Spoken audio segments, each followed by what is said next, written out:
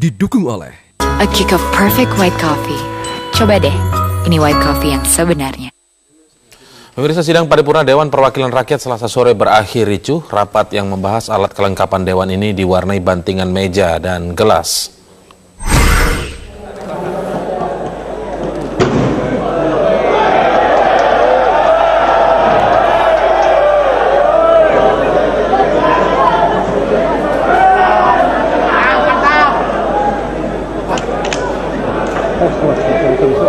Kericuan terjadi saat anggota membahas keabsahan susunan anggota komisi yang diajukan dua pengurus Partai Persatuan Pembangunan. Wakil Ketua DPR Fahri Hamzah yang duduk di kursi pimpinan menyatakan bahwa susunan anggota komisi yang sah adalah yang diajukan FPRD dari kubu Surya Dharma Ali. Hal ini kemudian disanggah oleh politisi P3 lainnya yakni Hazrul Aswar. Hazrul menyebut bahwa Ketua Umum P3 yang sah saat ini adalah Roma Hurmuzi. Namun, mendadak Wakil Ketua DPR Agus Hermanto mengumumkan bahwa pimpinan hanya mengakui susunan anggota komisi yang diajukan kubu Surya Dharma. Agus pun kemudian menskor rapat paripurna tanpa batas waktu. Setelah itu barulah terdengar suara bantingan meja dan gelas dari tempat duduk anggota DPR. Meja diketahui tempat duduk Roma Hurmuzi dan Hazrul Aswar. Perebutan pimpinan alat kelengkapan Dewan termasuk pimpinan komisi seperti mengulang hiruk-pikuk di ruang paripurna saat perebutan kursi pimpinan DPR. Apakah benar fraksi-fraksi dari Koalisi Merah Putih berwacana untuk sapu bersih seperti yang ditudingkan? Kami akan membahasnya kali ini dengan politisi atau anggota fraksi dari Partai Gerindra, Ariza Patria, yang bergabung dari luar studio. Selamat malam, Bang Riza. Baik, masih terputus sambungan dengan Ariza Patria. Saya sapa Mas Arief Wibowo, anggota DPR fraksi PDI Perjuangan. Selamat malam, Mas Arief. Selamat malam. Ada Bang Sebastian Salang, peneliti Formapi. Selamat malam. Selamat malam. Bang Sebastian. Baik, kita akan ke Mas Arief terlebih dahulu. Ketua DPR menyebut jika hari ini fraksi-fraksi Koalisi Indonesia Hebat belum kunjung juga menyerahkan nama, maka akan tetap jalan, akan tetap lanjut pembahasan alat kelengkapan Dewan termasuk pimpinan komisi ini tanpa 5 fraksi yang ada di Koalisi Indonesia Hebat. Ini bagaimana tanggapan Anda? Ya, saya kira itu pernyataan yang menurut hemat saya memprihatinkan ya. Ketua DPR harusnya membuat statement yang bijak, yang akomodatif, dan sebenarnya tidak bisa dipungkiri apapun yang dalih yang digunakan, tafsir tentang undang-undang, tatib dan sebagainya itu sebenarnya adalah merepresentasikan satu realitas politik bahwa DPR terbelah. Nah, karena itu tidak ada jalan lain agar kepolitikan kita sehat, demokrasi kita berjalan normal, maka musyawarah mufakat. Berundinglah. Jadi kita sebenarnya sedang menunggu para elit kita, pimpinan kita untuk berunding menemukan satu keputusan yang bisa diterima dan dipahami bersama. Jadi tidak bisa politik menang-menangan. Nah, soalnya sejak awal kami sudah melihat ada presiden-presiden yang saya kira tidak presiden yang positif atau negatif. Dimulai dari perubahan Undang-Undang MD3, penyusunan tatibnya, pemilihan pimpinan Jadi DPR, lanjutannya begitu ya? Pimpinan MPR, dan saya kira semuanya sudah, rakyat juga sudah tahu, keputusan itu juga kita terima. Tapi sebenarnya tetap begitu, dan semua dikuasai oleh koalisi di Pak Prabowo Hatta. Tetapi yang kita heran juga, kenapa di alat kelengkapan Dewan 11 komisi dan 5 badan mau dikuasai juga? Saya kira ini suatu hal yang tidak realistis ya, yang akan merusak relasi antar fraksi, hubungan antara tidak saja di internal DPR, juga DPR dengan pemerintah. Nah, ke depan pasti pertama adalah dia akan tidak bermakna positif bagi berjalannya pemerintahan yang efektif. Yang kedua, DPR akan dihinggapi oleh kegaduhan, hiruk-pikuk politik yang tiada akan terus seperti ini maksudnya ya? Saya kira itu. Nah, ini buruk. Sambil kita dengarkan kembali, mungkin bisa diputarkan pernyataan dari Ketua DPR Setia Novanto yang menyatakan bahwa akan tetap berjalan, tetap lanjut jika memang 5 fraksi dari Koalisi Indonesia Hebat belum juga menyerahkan daftar nama kadernya untuk komisi. Lagi itu bisa selesai pada hari ini. Kalau toh belum selesai, ya kita tetap akan laksanakan yang berkaitan dengan alat kelengkapan yang ada di komisi. Tapi sebenarnya dari segi peraturan bisa memang melanjutkan ini? tanpa 5 fraksi dari ya, kalau hanya di Kainan. paripurna mereka mengambil keputusan sendiri juga bisa, tetapi begitu masuk nanti di pemilihan pimpinan AKD, ya itu jelas aturannya, ya untuk membuka rapat saja di pasal 251 ayat 1 sudah dijelaskan harus dihadiri lebih dari separuh anggota DPR dan lebih dari separuh unsur fraksi, artinya setidaknya 6 fraksi. Nah kalau hanya 5 fraksi saja yang hadir, ya itu tentu tidak akan pernah bisa rapat, percuma juga. Jadi begini, saya tidak mau masuk pada wilayah teknis. Undang-undang MD3, Tatip, ini desainnya adalah desain politik untuk vested interest tertentu. Yang ingin saya katakan adalah substansi pokoknya. Substansinya adalah bahwa demokrasinya tidak dijalankan dengan normal, maka membutuhkan perundingan, membutuhkan musyawarah mufakat. Saya kira kalau semuanya dalam posisi dan sikapnya yang demokratik, yang etik, menjaga martabat lembaga dewan, mestinya itu ditempuh. 5 fraksi yang lain ini memang tidak ingin musyawarah mufakat. Anda membacanya seperti itu? Ya, kalau dipaksakan terus artinya memang sejak awal desainnya memang tidak untuk musyawarah mufakat, dan itu sudah dipertontonkan kepada rakyat, mulai dari penyusunan Undang-Undang MD3, mulai dari pemilihan pimpinan dewan, mulai dari pimpinan DPR, penyusunan tatip pun juga begitu. Gitu, ya. Baik, saya ingin tanggapan dari Bang Riza. Halo Bang Ariza, sudah bergabung bersama kami di Prime Time News. Baik, nanti kita akan minta tanggapan ke Bang Riza soal memang dari 5 fraksi termasuk Gerindra ini tidak ingin musyawarah mufakat. Nanti kita akan minta tanggapannya setelah jeda. Tetaplah bersama kami pemirsa di Prime Time News.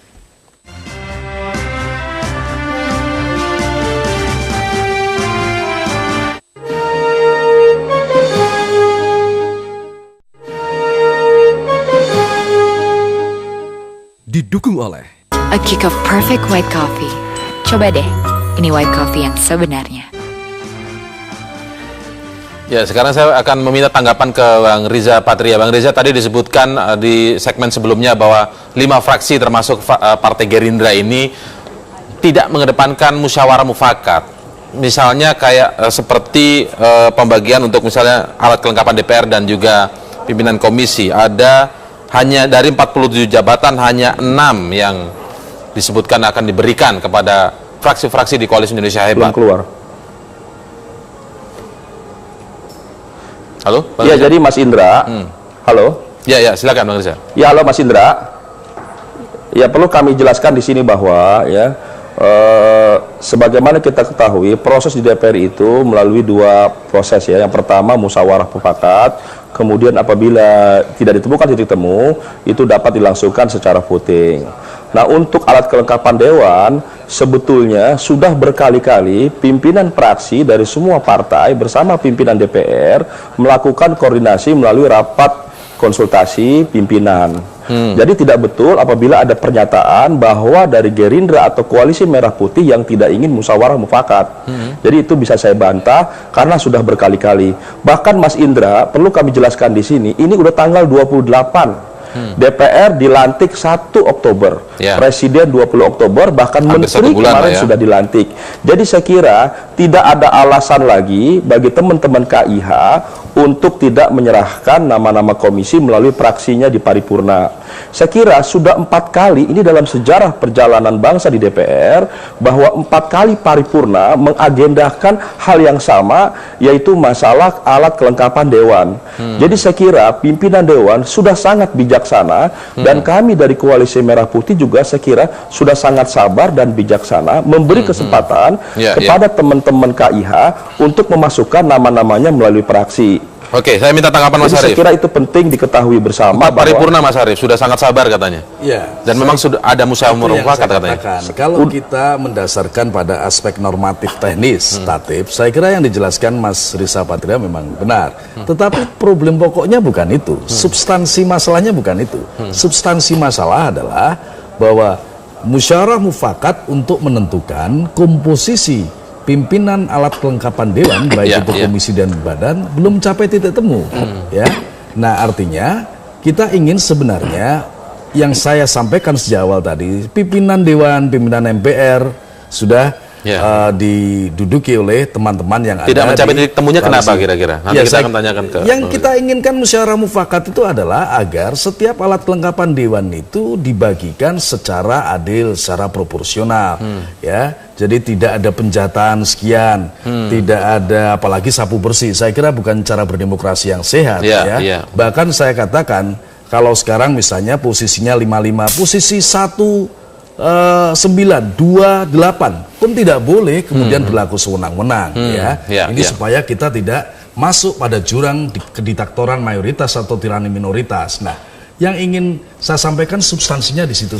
Komposisinya dibagi merata sebenarnya begitu maksudnya. Sejauh itu bisa dilakukan, diambil keputusan dengan musyawarah mufakat di mana setiap komisi dan badan itu pimpinannya adalah adil, proporsional, berbasis hasil pemilu. Saya kira semuanya itu belum mencapai titik temu ya, sampai situ belum mencapai titik temu. Saya kira semuanya. Bang Riza, kenapa tidak bukan kemudian disimplifikasi hanya setor nama, itu soal yang sederhana. Kenapa tidak dibagi secara merata misalnya komposisinya? Ini yang menyebabkan belum mencapai titik temu sebenarnya. Nanti kita akan lanjutkan lagi Bang Riza. Dan saya akan tanya ke Bang Sebastian Salang nanti. Ini mengingatkan kita pada perebutan pimpinan kursi DPR saat itu ya, Mas Salang. Nanti kita akan mengulasnya lebih lanjut. Apakah gambaran DPR akan seperti ini ke depannya? Tetaplah bersama kami di Prime Time News, pemirsa.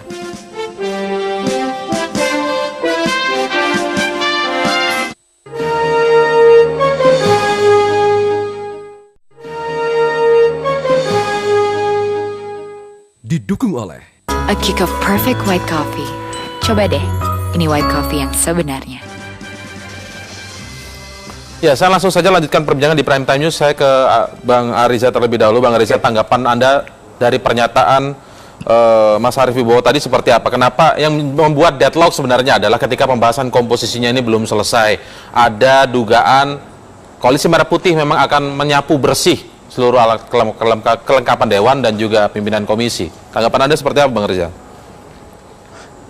Jadi gini Mas Indra ya, jadi untuk masuk pada pemilihan pimpinan alat kelengkapan Dewan itu melalui paripurna, nanti pimpinan komisi itu dipilih di komisi, dipimpin oleh pimpinan DPR bersama dengan anggota, seluruh anggota yang telah direkomendasikan oleh praksi-praksi duduk di komisi masing-masing. Saya kira aturannya sebagaimana ketentuan yang ada bahwa setiap praksi termasuk KIH, PDIP dan sebagainya, termasuk teman-teman Gerindra Koalisi Merah Putih dapat mengajukan masing-masing satu untuk duduk sebagai pimpinan. Kemudian disitulah nanti disepakati apa yang dimaksud dengan musyawarah mufakat. Jadi nanti teman-teman KIH dan KMP di forum-forum sidang komisi dapat bermusyawarah untuk memilih pimpinan komisi. Kemudian apabila tidak ditemukan titik temu musyawarah, baru diambil voting. Jadi voting itu pilihan terakhir, Mas Indra. Kemudian yang kedua, Mas Indra, yang perlu ingin kami sampaikan, sebetulnya kami paham teman-teman KIH ingin duduk di pimpinan komisi. Bagi kami tidak ada masalah. Ya silahkan teman-teman ajukan siapa saja calon-calon dari komisi 1 sampai 11 dan seterusnya untuk duduk di pimpinan komisi. Dan kami juga sudah beberapa kali melakukan musyawarah mufakat. Cukup menjawab saya kira saatnya sesuai dengan mekanisme yang ada untuk disalurkan di komisi-komisi ke depan. Apa yang dijelaskan? Kemudian Mas Indra, halo. Mas Risa Patria, halo. Memang benar sebagai aturan yang normatif. Halo, nggak kedengaran Mas? Ya, aturan normatif. Ya, saya kira benar. Mas Arief masih tetapi begini, jawaban. Saya ingin menunjuk pada realitas subjektif kepolitikan kita. Ya, seperti juga gambarannya adalah pada saat periode yang lalu. Jadi periode yang lalu begitu perundingan itu melalui musyawarah mufakat bisa dicapai, tidak akan ada kegaduhan, hiruk pikuk politik tidak ada. Sampai di paripurna urusan milih pimpinan Dewan juga normal-normal saja, kemudian di alat kelengkapan Dewan juga normal-normal saja. Jadi menurut saya kita ini semua orang partai, orang yang dibesarkan di organisasi. Jadi soal aturan saya kira yang sifatnya normatif. Jadi menurut Mas Arief ini harus selesai dulu pembahasan komposisi. Ya, jadi saya kira perundingan yang dilakukan oleh seluruh pimpinan fraksi setidaknya dan atau pimpinan partai di setiap partai yang memiliki fraksi di DPR itu harus diselesaikan dulu ya. Kalau toh misalnya harus dilihat dari aspek kerjasama Indonesia Hebat dan juga koalisi Prabowo Hatta itu saya kira yang harus dilakukan kedua belah pihak. Yang prinsipnya sebenarnya begini, prinsipnya kita kan tidak memungkiri proses politik yang sudah berlangsung, dimulainya dari perubahan Undang-Undang MD3, Jadi, penentuan Mas Indra, pemilihan pimpinan DPR, MPR, penyusunan tatip dan sebagainya. Sudahlah, kita tidak mau mengulang itu. Tapi yang terakhir, karena ini menyangkut kerja Mas Rizal, lebih konkret, untuk mengawal jalannya pemerintahan meskipun dilakukan secara kritis, maka atas komposisi pimpinan alat kelengkapan Dewan, baik komisi maupun badan, lakukanlah dengan cara adalah memproporsionalkan, adil, maksudnya untuk adil, seluruh fraksi, untuk seluruh fraksi ya. Oke, Mas Rizal, saya harus ke Bang Sebastian Salang dulu, ingin memotret, saya ingin mendapatkan potret dari luar, karena nanti bisa berakhir debat kusir nantinya nih. Bang Salang, kira-kira Anda melihatnya seperti apa? Apakah ini konsekuensi lanjutan dari pertarungan dua kubu ini dari sebelum-sebelumnya, atau seperti apa kira-kira? Apakah ini gambaran juga nanti sampai 5 tahun ke depan wajah DPR kita akan seperti ini, setiap akan menghasilkan sebuah atau menuntaskan sebuah isu, menghasilkan sebuah undang-undang dan lain sebagainya? Ya, memang kegaduhan atau konflik seperti ini kita sudah prediksi jauh sebelumnya ketika undang-undang MD3 itu dikonstruksi seperti ini.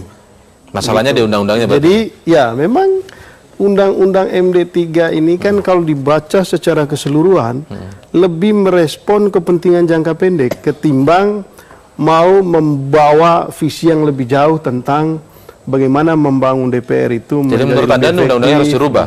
Ya, jadi kalau kita bicara soal undang-undang ini banyak sekali masalah.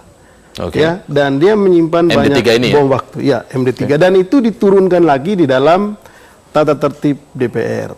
Ya, itu satu poin. Poin yang kedua begini, ada dua hal yang dilihat hari ini. Pertama itu DPR secara institusi. Publik itu memang menunggu DPR ini bekerja sejak dilantik. Ya, sampai sekarang tanggal 28.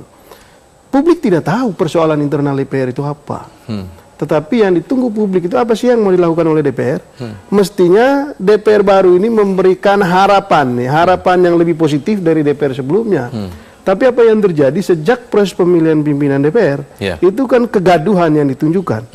Dan ini melahirkan persepsi negatif di masyarakat. Lalu kemudian yang berikutnya ini soal pemilihan pimpinan alat kelengkapan Dewan. Kalau ini tidak di-manage dengan baik gitu, maka bukan tidak mungkin juga ini salah satu faktor pemicu yang membuat citra DPR ini makin terpuruk. Gitu.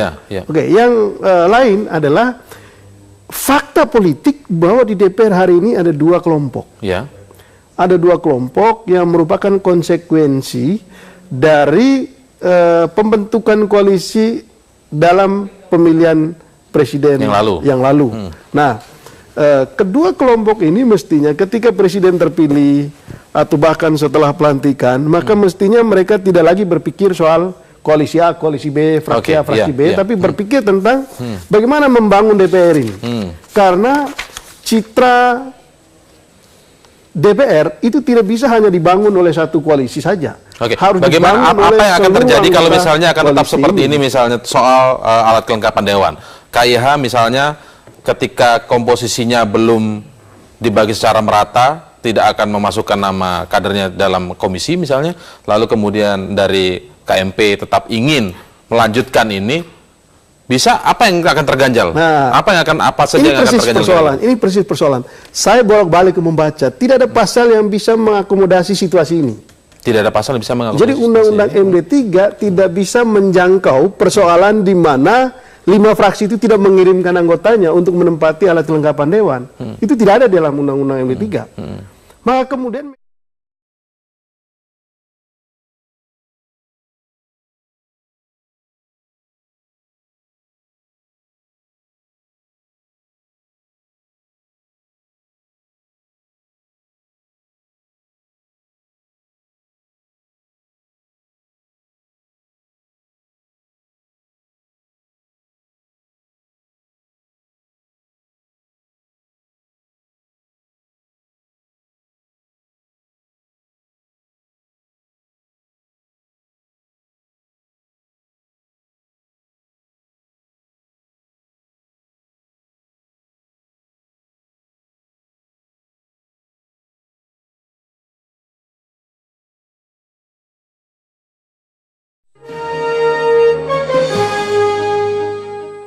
Didukung oleh A kick of perfect white coffee. Coba deh, ini white coffee yang sebenarnya. Baik, sekarang saya akan minta tanggapan dari Bang Ariza Patria. Bang Ariza, ya, kalau memang nanti akhirnya pimpinan DPR sudah menyatakan bahwa kalau misalnya Koalisi Indonesia Hebat belum juga menyerahkan nama-nama kadernya, lalu kemudian pimpinan DPR menyebut akan tetap jalan, maka yang terjadi adalah chaos, kekacauan politik ke depannya untuk dalam setiap pembahasan ataupun dalam proses legislasi selanjutnya. Apakah ini yang akan nanti diambil resikonya oleh fraksi-fraksi di Koalisi Merah Putih? Jadi gini Mas Indra ya, yang pertama kalau kita kembali pada aturan ya, yaitu pasal 251 ya, apabila tidak memenuhi lebih dari setengah fraksi, maka pimpinan rapat dapat menunda selama 30 menit. Apabila telah ditunda, maka pimpinan rapat atau pimpinan sidang dapat melanjutkan persidangan atau rapat dan dapat mengambil keputusan sebagaimana quorum yang ada.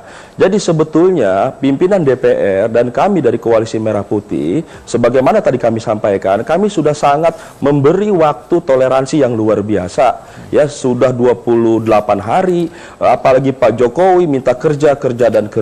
Saya kira DPR harus segera kerja. Dan AKD ini menjadi penting karena ada agenda penting ke depan yang harus direspon oleh DPR. Saya yakin Bang Ariza Patria juga mengerti apa yang menjadi permasalahan atau sumber dari deadlocknya, bahwa komposisi soal pimpinan itu belum sederhana, dicapai. Mas Indra ya. Ya. Kenapa tidak dibagi saja secara proporsional begitu, Bang Riza? Yang pertama Mas Indra, aturan diperbolehkan ya. Yang kedua, ada kepentingan yang lebih besar, yaitu revisi APBN bagi kepentingan pemerintahan ke depan.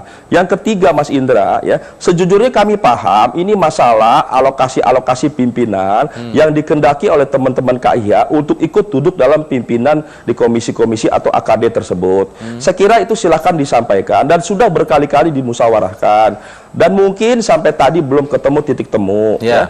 Saya kira kalau kita kembali ke belakang Mas Indra, kami dari Koalisi Merah Putih juga menyadari kalau kami kalah ya, kalah ya kami terima apa adanya. Waktu pimpinan DPR terjadi kegaduhan karena teman-teman KIH mungkin paketnya tidak masuk. Kemudian ketika di MPR, saya flashback ke belakang sebentar Mas Indra, sebetulnya sampai malam itu kami ingin menunda proses rapat paripurna pimpinan MPR karena memang komposisinya belum pas gitu. Katakanlah kami kalah gitu. Tapi karena teman-teman KIH mendesak harus malam itu, akhirnya kami legowo. Ya sudah, malam itu kami pasrah. Mungkin kami tidak menang dalam pimpinan MPR. Terakhir, jadi maksudnya Bang Zulkifli hanya memimpin doa yang terbaik bagi bangsa dan negara. Maksudnya meminta teman-teman KIH sekarang legowo begitu dalam pimpinan MPR. Mungkin begini. Betul. Kalau dua jadi Mas Indra, ada hal yang harus dikedepankan. Apa itu? Yaitu aturan itu sendiri. Gitu. Baik, aturan maksudnya di undang-undang ini. Ini tadi sudah dijawab. Sekarang minta tanggapan dulu ke. Saya kira begini, kalau soal aturan bisa dibolak-balik ya, kartu A, kartu B. 251 itu ada ikut aja. 251 ayat 1, ada 284 tentang keputusan berdasarkan suara terbanyak adalah sah apabila diambil dalam rapat yang dihadiri oleh anggota dan unsur fraksi sebagaimana dimaksud dalam pasal 251 ayat 1 dan disetujui oleh lebih dari separuh jumlah anggota yang ada. Ada ikutannya. Artinya 284 ini dalam pengambilan keputusan berdasarkan suara terbanyak kembali kepada pasal 251 ayat 1 yang bunyinya adalah harus dihadiri lebih dari separuh anggota dan lebih dari separuh unsur fraksi. Karena itu jika kemudian komposisinya masih begini tidak akan pernah ketemu. Tapi saya ingin katakan ini aturan, ini tatib ya yang diberlakukan teknis normatif. Jadi saya kira di antara kita tidak perlu memperdebatkan itu. Masalahnya adalah bahwa tradisi berdemokrasi kita yang baik sejak awal sudah diporak-porandakan. Bukan soal menang kalah. Kita ingin mengurus bangsa ini bersama-sama. Kembalikan. Sama begini, kami juga khawatir kalau kemudian kami tidak bisa ada dalam posisi pimpinan-pimpinan komisi, bagaimana cara kami mengawal pemerintahan Jokowi jika bisa berlangsung efektif? Kan begitu pertanyaannya. Bukan soal menang kalah. Singkat saja Bang Sana sebagai penutup. Ya, jadi dua koalisi yang ada di DPR hari ini menurut saya tidak bisa lagi satu hanya bicara soal aturan normatif. Yang kedua tidak bisa lagi bicara soal menang dan kalah. Yang ketiga, tidak lagi hanya bicara soal bagi-bagi jatah kekuasaan. Itu sangat buruk dan jelek di mata masyarakat. Nah, adakah sikap kenegarawanan di antara mereka semua untuk bisa duduk bersama-sama sebagai orang yang mau saling mendengarkan, lalu kemudian mencari jalan keluar. Nah, saya kira koalisi Indonesia Hebat juga nggak bisa kekeh terus seperti ini. Koalisi Merah Putih juga tidak bisa juga kekeh dan ingin segera menyelesaikan persoalan meskipun masih banyak persoalan yang mestinya dibicarakan. Karena itu tetap ada jalan keluar kalau mereka mau duduk bersama-sama dan bicara. Kita juga mencari jalan keluar. Kita tidak mau menang-menangan, kita sadar kok.